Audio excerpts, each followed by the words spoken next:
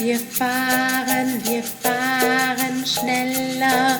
Wir brennen, wir brennen, wir brennen heller.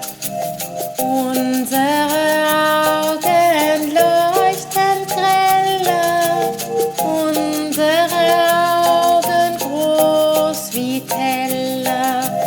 Deutschland, Deutschland, spiegelglatt. Deutschland, Deutschland, spiegelglatt. Reinhard Go wurde 1954 in München geboren und studierte parallel Geschichte und Medizin. Bereits mit 23 promovierte er in Geschichte über Freunde und Feinde des römischen Kaisers Domitian. Mit 28 in Medizin zum Thema Jugendpsychiatrie.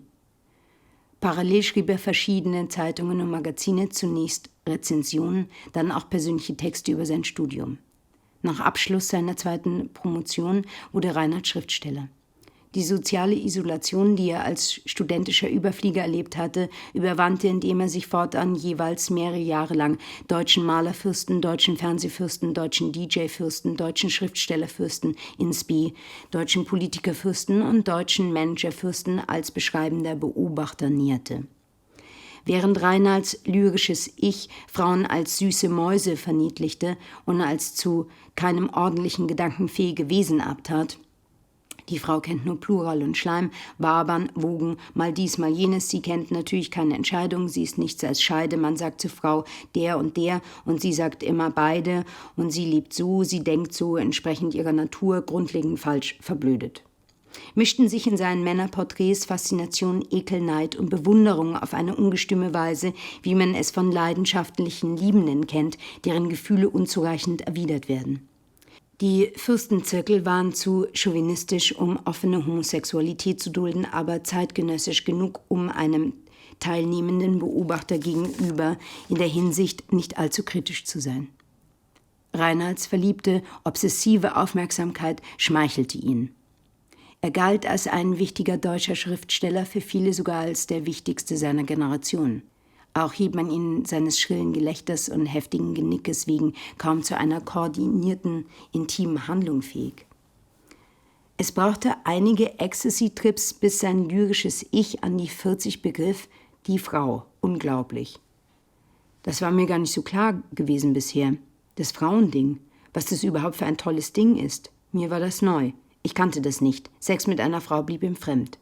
Seltsames Turnen über ihm, sehr nahe und der Geruch am Tümpel, im Faulen.